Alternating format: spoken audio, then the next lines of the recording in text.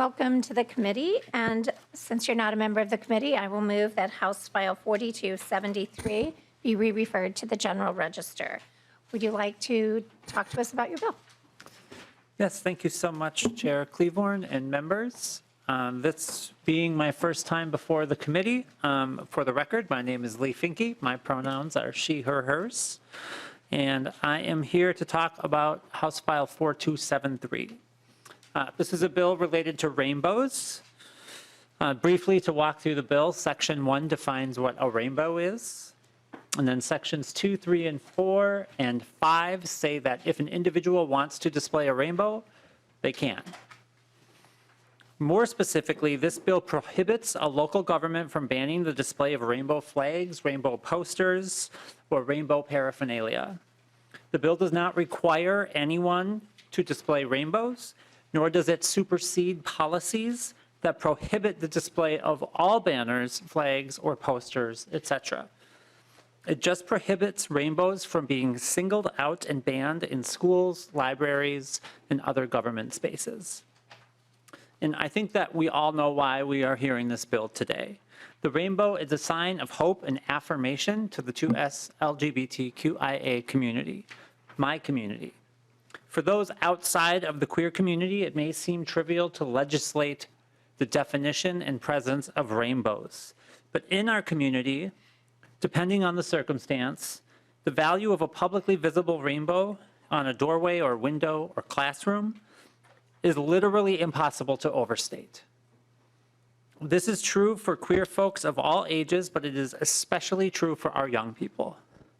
For many queer kids, a rainbow flag or sticker and the corresponding knowledge that some adult somewhere accepts you for who you are is the only affirmation they receive at all.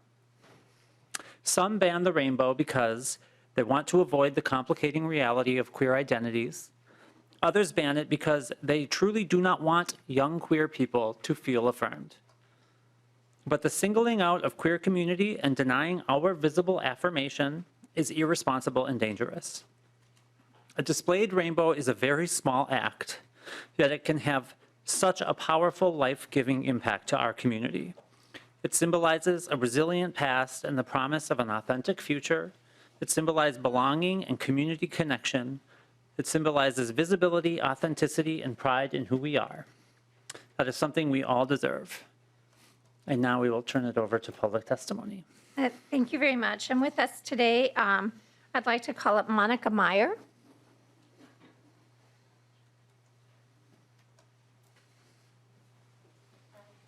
Welcome to the committee. When you're ready, if you'll state your name for the record and begin your testimony. Good morning, Chair Cleavorn and members of the committee. My name is Monica Meyer, and I'm the Political Director for Gender Justice. And I'm here to speak in support of House File 4273, prohibiting rainbow flag bans in public spaces. So Gender Justice works to dismantle the legal, structural, and cultural barriers that contribute to gender inequity in the Upper Midwest, and to ensure that that people of all genders have a meaningful right to bodily autonomy, safety, health, and opportunity. And this legislation helps advance that vision for our state. In 2023, state lawmakers in 49 states introduced over 500 bills attacking the rights of LGBTQ people, with over half of those targeting trans and non-binary youth for discrimination. Over 80 discriminatory laws in nearly half of the states in the U.S. were enacted in 2023, and more keep coming in 2024. These bills deny access to sports, critical health care, restrooms, legal recognition, and the right to openly exist in public schools. There are also many bills aimed at censoring educators and preventing schools from providing a safe and supportive environment for all students. These bills are attempting to erase trans and LGBTQ people and youth from public life.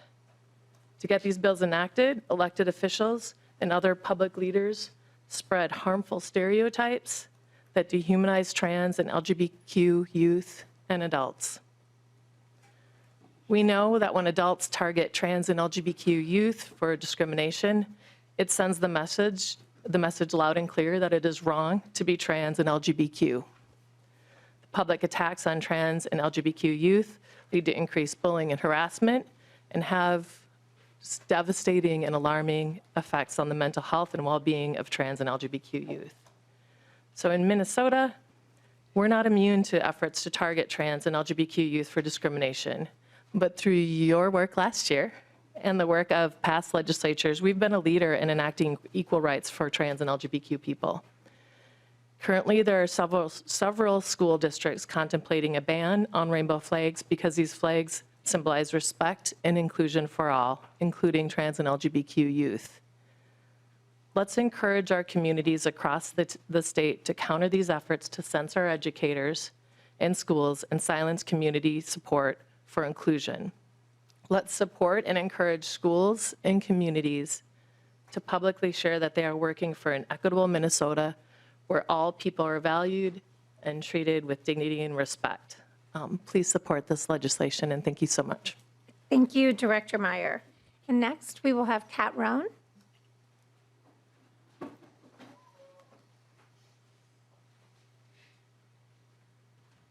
Welcome to the committee. When you're ready, if you'll state your name for the record and begin your testimony. Thank you. Good morning, Chair Cleavorn and members of the committee. My name is Kat Roan. I use they or she pronouns, and I serve as Executive Director for Outfront Minnesota, our state's largest LGBTQ advocacy organization. I come to speak in support of this bill and to note the real and meaningful impacts that it will have. At a time when we've seen, as the previous testifier mentioned, multiple bills that have sought to restrict the rights and visibility of LGBTQ people, we have not been immune to that here in the state of Minnesota. And efforts to restrict the displays of rainbow flags, stickers, banners, and other symbols of support for LGBTQ youth have popped up in school districts around the state. As folks may have heard, a story out of Worthington, Minnesota, where a teacher had both a pride flag and a Puerto Rican flag removed from his classroom. We know that these incidents have popped up in multiple districts across the state over the past couple of years. And we believe that it's critically important that our LGBTQ youth in particular, but LGBTQ individuals in all communities have access to these visual representations and symbols of support for them. We know that this bill will not mandate the display of rainbows in any spaces, but instead will allow folks who wish to show their solidarity and support to do so in a way that is very meaningful. We ask that you support this bill and encourage the continued visibility and support of our LGBTQ communities. Thank you. Thank you, Director Roan. And next, we will have Hannah Edwards.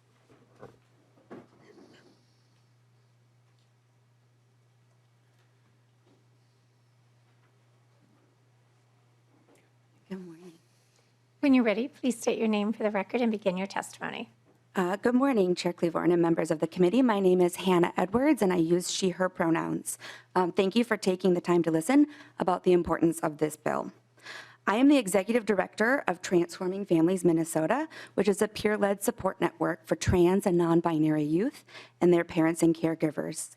In this role, I listen to many different stories of hope, celebration, but also of fear and uncertainty when it comes to our trans students and their experiences at school. One thing we hear over and over again is how meaningful it is for them to see a rainbow displayed in their child's classroom. They share how they feel a little safer when their child is in a school building or a classroom that has a rainbow flag in the window or door. Our families are looking for clues that people will treat their children with kindness and respect. Really, though, I am here today to tell my own story.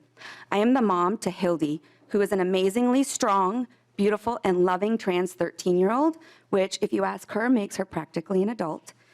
Hildy is in 8th grade, and we've had many experiences over her school life where a public display of a rainbow has made all the difference to her.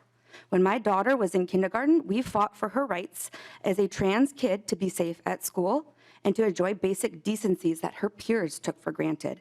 When her school, Nova Classical Academy, became increasingly dangerous and harmful, we were forced to pull her from the school and file a human rights charge of discrimination with the city of St. Paul. Ultimately, the school was held accountable for violating her human rights. It was an incredibly scary time for our family. When we enrolled her in St. Paul Public Schools, she entered her new school watching with eagle-eye sharpness for indicators that teachers in that building had her back. A visual indication that she was finally safe. And as parents, we also started to look for the rainbows. It's such a small thing, but it made a huge difference to see something that communicated respect, safety, and community. I want to note that it took all of 30 seconds to see that display of compassion in St. Paul Public Schools, which made our family feel safe and welcome. Hildy's 13 now, like I said, and we've all moved on, and we feel a lot safer now than before. However, as we watch the news and see bands of pride flags and rainbows happening here in Minnesota, we can't help but think of the safety of other trans youth. We think of how safe we felt when we saw the rainbow and how all students and staff deserve to feel that safety as they learn. Thank you for considering the deep and meaningful impact that this will have for 2S LGBTQIA+ youth across the state of Minnesota. Thank you for sharing your story and your testimony today. Next, we have Nicole Gaylor.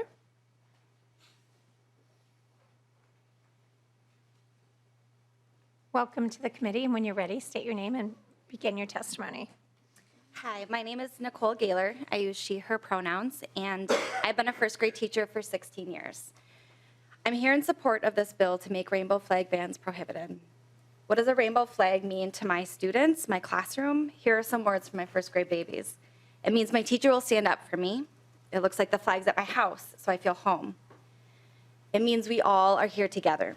My students feel the importance of windows and mirrors. I want every child, family, and staff member to have a clear visual of inclusion and safety in the community I build. We know students, families, and staff members need to feel safe in order to learn, thrive, and continue to share their talents with us. My rainbow flag stands for welcoming spaces, trust, resilience, compassion, joy, collaboration, and community without judgment. And don't we all want that for all kids? I will always have agency to represent all communities in my classroom. It's important my students see their own and their families' identities in my space, whether that includes our mural of Black excellence, our land acknowledgement written with some of our Native families, or my rainbow flag stating you are loved. My students, especially those whose stories are often left out, must feel represented and important, and it seems absurd that someone could take away that humanity from my students. So a piece of clarity from a former first grader, now 18, who still comes back to my safe space. Our rainbow flag means we'll always belong. Thank you for hearing my testimony. Thank you very much for coming today and for your testimony. Okay, we will move on to member questions. Is there anyone else in the public that wanted to testify? Okay, we'll move on to member questions. Representative Kosnik. Thank you, Madam Chair. To the author, maybe, well, just start with the author. Okay. We've got the letter here from Out Front, Minnesota, and calling the rainbow symbol and flags. My understanding is this is more than just flags. It could be just a sign or something. Mm-hmm. You know, is this something symbolic, or is it political, or symbolic, or maybe a little bit of both? Representative Finke. Well, thank you, Chair Cleavorn, and for the question. I think that that's a question that's going to have to be answered by the person. I don't believe that it's political. I don't believe that being a member of the queer community is an act of politics. I think it is an act of being a human. Human experience includes queer people, and to politicize the very existence, especially of queer young people, is a decision. It is not an inherent reality. Thank you very much. Yep. And just a couple of follow-ups. I think we'll be quick on time here. Representative Finke, are there any other flags or symbols that should have banned prohibitions? Is this the only one? Oh, sorry. Representative Finke. Thank you, Chair. I believe that there are other ones, but this bill is specifically coming from community. It is being requested, and it is the as the representative here who represents my community and leads our caucus, this is what we are here today to discuss. Representative Kosnik, follow-up? Thank you, Madam Chair. I appreciate that because I think other people probably would be concerned or interested in having certain symbols that they hold deeply. They might be symbols, they might be virtual signaling, or they might be political. And you may have establishing, if this was to pass, would be establishing a precedent that I think might be troubling on other people's free speech. I wanted to just talk a little bit about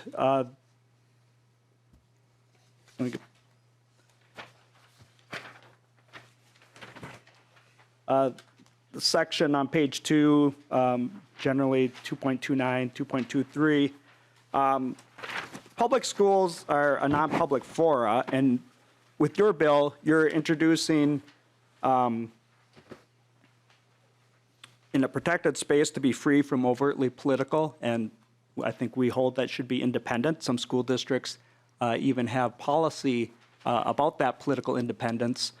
This bill, I think, doesn't it infringe on that independence of certain schools? You in here specifically charter schools, but all other schools, and you go into the higher ed.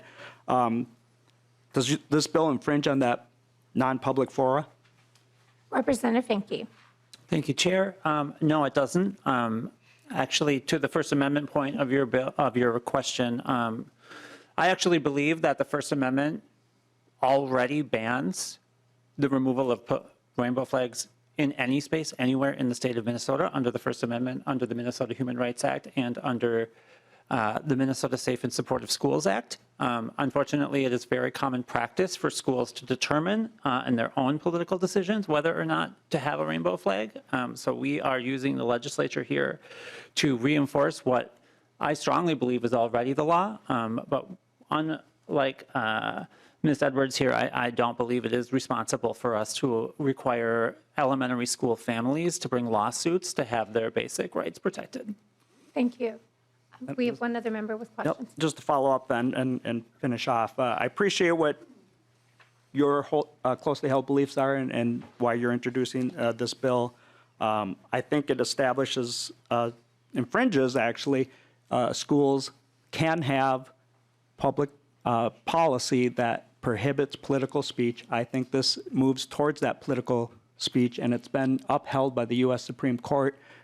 Independent School District 194 specifically has a policy in their non-public fora that the school district and facilities, our non-public fora, are designated as reserved for the intended purpose of education and education-related activities, and that this has been upheld by the U.S. Supreme Court. I think this bill needs a lot more work because it does infringe on some of those areas that we uphold for education and to be independent of political activities. And so a lot of concerns here. Thank you. Thank you, Representative Kosnik. Representative Finke. Yeah, I would just add that the bill does have explicit carve out for the idea that if you want to ban all expressive posters, flags, stickers, you can do that. What you can't do is say, we won't allow rainbows. If you want to say nothing on the walls, that might be interpreted as political by anyone, then you can fully ban everything. I would hope that we wouldn't do that. But we also know it's common practice to signal out the rainbow. Thank you. Representative Herr. Thank you, Chair Cleveland, and thank you, Representative Finke, for bringing this forward. I just wanted to remind us that this is really not about somebody's closely held beliefs or what they think about themselves or their identity or a whole community. It's really about creating spaces that are safe for people. I remember I grew up in the 80s. I was born in the 70s. I'm pretty old now. And I grew up in the 80s, and I remembered that there was a time in which like children weren't safe, and you could put stars in your windows and to tell people like this is a safe place for you. So if you're walking home and you're not safe, especially as a little girl, and there were times where I've actually knocked on a door because like, you know, when I was growing up, it was really racist, right? People would call me gook coming home from school. They would tell us we were chinks and that we were, you know, taking jobs from Americans. And it was really unsafe as a child. And that there was a time where I actually went to one of those doors that had a star that said to me I was safe in that space until I could walk the rest of the way home. I think that this is so similar to that we're just saying this rainbow flag doesn't mean, like a specific identity or somebody's belief. It is that it signals to a child or a person, this is a safe space for them. And I think that especially children need that, and I needed that. And I really appreciate that this is something that really allows anybody, and whether you are LGBTQ or not, sometimes an ally might need to know that they're in a safe space and that this is a place I can go. And so this is not just for our community. This is for all of us who are looking for a place in which we can feel welcomed and accepted. So I just want to say thank you for bringing this forward. Thank you, and I just want to acknowledge the story that you've just told. And I'm very sorry that you had that experience, especially as a child. No child should experience that. So I'm glad that gold star was there to let you know you were safe. Are there any further questions or discussion? Seeing none, I will renew my motion to re-refer House File 4273 to the General Register. All those in favor, please say aye. Aye. All opposed? Oh, I'm sorry. Yeah, Madam Chair, this affects schools. We And- were in the middle of a vote. Well, okay, but for the record, Madam Chair, if you would give me some leeway, this is the problem why we're having to fix so many bills this year, because we jammed things through. We just had a consequential Okay. bill yesterday that skipped an All important those committee. opposed, This please bill say should no. go to the Education Committee. Hearing no opposition, the bill is re-referred to. There the is General opposition. Madam Chair, could I ask that you take the vote again because you were interrupted midway and you did not ask for nays? So when interrupted in a vote for a different conversation completely about a bill that was on the floor yesterday or discussed in another committee, that is not appropriate. Madam Chair, I would make a motion to reconsider and take the vote again because you were interrupted, whether it's incontrovertible. You did not ask for no votes. I did ask for no votes. I did not hear that. That's so I would because your respect- member was interrupting. Well, Madam Chair, it's an easily remedied situation. You can simply take the vote again. And because there is opposition to this bill, it would be fair to the minority to take the vote again. Lead Nash, you and I have had a great working relationship. We do have a great working relationship. And you know my policy about not using this committee for other political speech. We discuss the bills before us. We discuss the work before us. And Madam Chair, I am simply saying that my side of the aisle would like to have its voice on this bill heard. You just said that you heard no opposition, and yet Representative Kosnik talked about his concern, and which could be. He was clear- referring to another Madam bill. Chair, his testimony earlier, his line of questioning clearly indicated that he was opposed, and we would like for you simply to reconsider, take the vote again, so that my side can register our votes. If they choose to vote no, then let it be. But you did not, you just said, hearing no opposition, and yet Representative Kosnik's concerns earlier would clearly indicate opposition. Representative Nash, I will say this to you. I was in the middle of a vote when Representative Kosnik asked for leeway.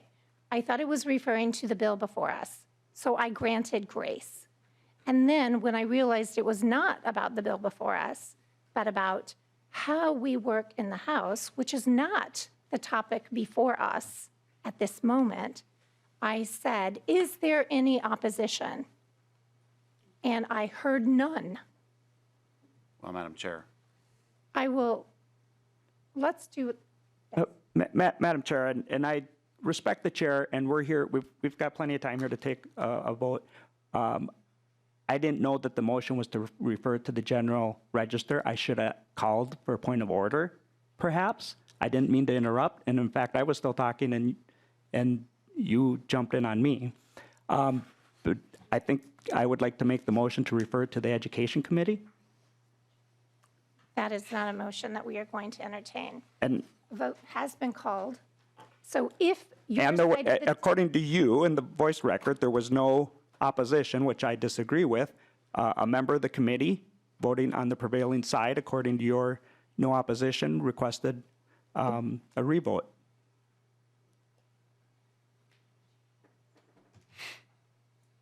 for reconsideration. You have the votes to win. This is all we have is to have the discussion and make the point. Please don't be afraid of that. I'm not afraid of anything. What I don't want, and what I have said from the very beginning of becoming a chair, is this committee is not to be used for theater. And this committee is not to be used to score political points. That's not the work that we're here to do, and that is not the work of Minnesotans. If we have legitimate concerns about a bill before us, which I did hear you voice earlier, then that is something that we discuss in committee. But it is not a committee where I'm going to tolerate anything else but the work of the people. So to that point, and to be fair to your members, I will entertain a motion to have a new vote on this bill, if that is a motion I can entertain. And I will give you an opportunity to do this, but I assure you, if this happens again in the rest of this year, I will not be lenient, because that is not the work. And Representative Nash, you and I have a great relationship, and I want to keep that. So consider this a courtesy to your side of the table. And with that, I would entertain a motion to reconsider the vote. Yes. Okay, I just wanted to. Yeah, make sure we get the motion right. Chair Freiberg, would you like to make the motion? So this is a motion to reconsider, and a yes vote would just bring us then to a second vote on the bill itself. That is On the pa- correct. okay. That is what we're voting on. And to that motion, all of those in favor to reconsider the vote, please say aye. Aye. Aye. Any opposed? Hearing none, the motion prevails. Now, the bill before us is House File 4273, and the motion before us is to re-refer the bill to the General Register. All of those in favor, please say aye. Aye. Any opposed? No. The ayes have it, the motion prevails, and House File 4273 is re-referred to the General Register.